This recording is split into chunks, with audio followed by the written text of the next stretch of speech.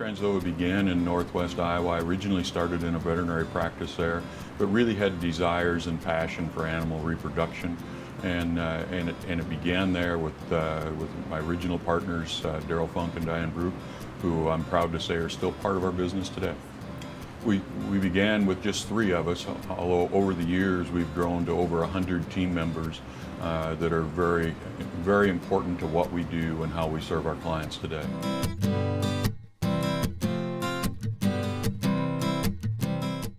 Years ago, we started in the dark ages of embryo transfer, so to speak, where we began doing what would be considered conventional embryo transfer and even doing our transfers surgically. The industry, of course, has changed greatly today, where we've added a lot of tools to the reproductive toolbox, including in vitro fertilization, sex semen, cloning, etc.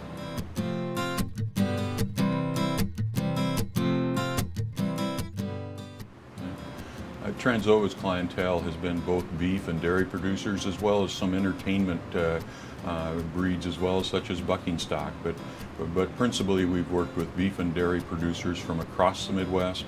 And as we've grown our business, we've taken our services and attempted to take our services closer to the client with additional offices and satellite facilities.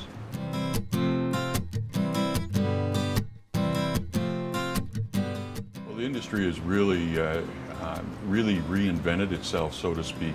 We began with conventional embryo transfer and surgical transfers, and that's progressed, of course, to non-surgical and the ability to freeze embryos. However, most significantly, we now have services that really greatly impact what we can do for farmers and ranchers, such as in vitro fertilization and sex semen, giving us the ability to produce more progeny from more opportunities, such as pregnant donors, clinically infertile donors, etc., and to be able to greatly skew the sex ratio that we can produce.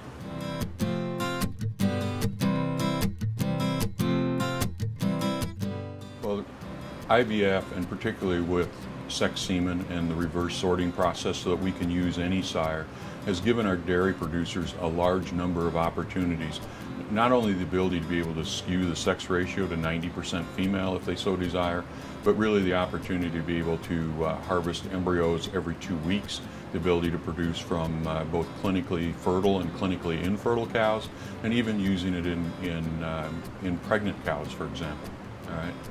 IVF coupled with genomics makes this an even more powerful tool, and the ability to go to younger heifers gives us the ability to turn generations more quickly, thus enhancing genetic gain.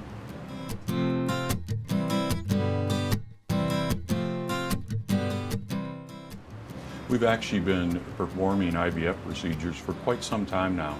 We began in 1992 utilizing IVF principally on problem donors that would fail to produce embryos via traditional embryo transfer means, and that's how it was utilized for quite some time. But as we've improved the efficiencies, as we've added sex semen, it's moved well beyond the problem cow today into really the mainstream healthy fertile donor, younger donor, pregnant donor, for example, and it's become an integral part of what we do today.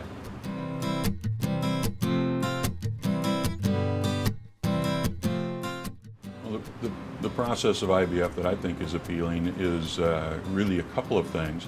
First of all, the ability to do the donors more frequently, so you can have more bull choices.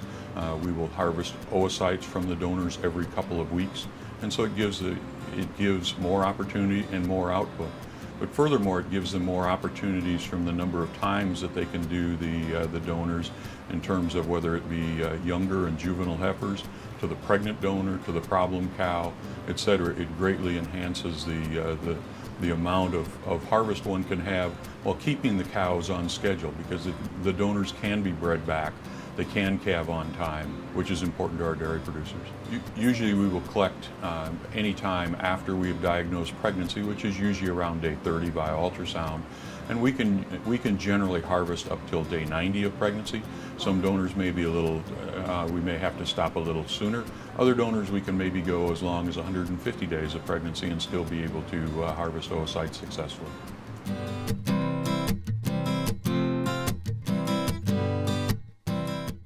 Well, the technology certainly isn't for everyone, but it can be for anyone who wishes to have genetic gain or increase the impact that a given cow can have in their herd.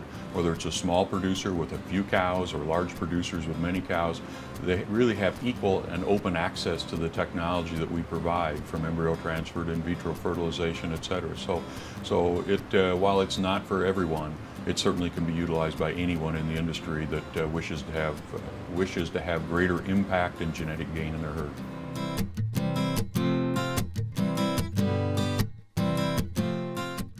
When we first began doing IVF, all of the procedures really were done in clinic at our Iowa location.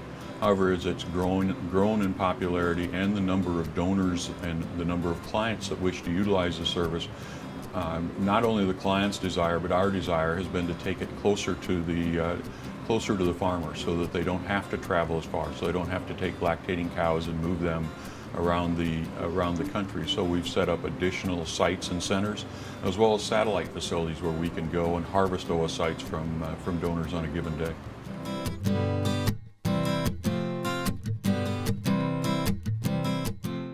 We've always had an excitement in Trans Ova about embryo transfer, and looking through a microscope and seeing an embryo has never gotten old. It's really an exciting thing to look at and realize the potential that's there in the dish.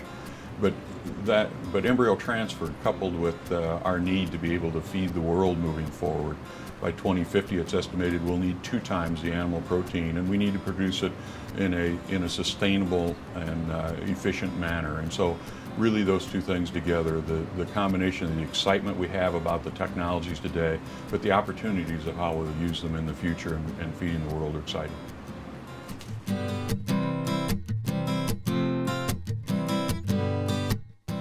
Well, Trans Ova has developed a very complete and unique set of tools, from embryo transfer, in vitro fertilization, sex semen, cloning, etc.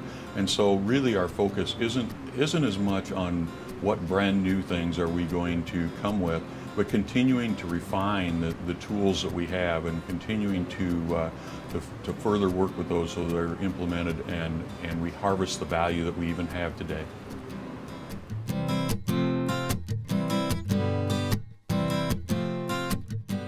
I think as I look back, maybe the most memorable moment of Trans Ova for me is the fact that our very first client that we served is still a client today, and our very first team members that we started with are still team members today.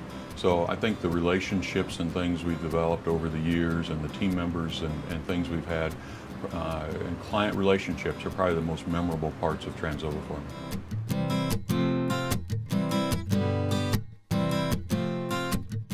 Trans Ova Genetics is uniquely positioned in the industry in that it offers a full array of tools for the dairy producer to be able to utilize, from embryo transfer to in vitro fertilization to sex semen to cloning opportunities. So we have a number of tools in our toolbox, and we have the ability to maybe select the right tool and work with producers to try to come with the solutions that they need to maximize the genetic potential of their herd.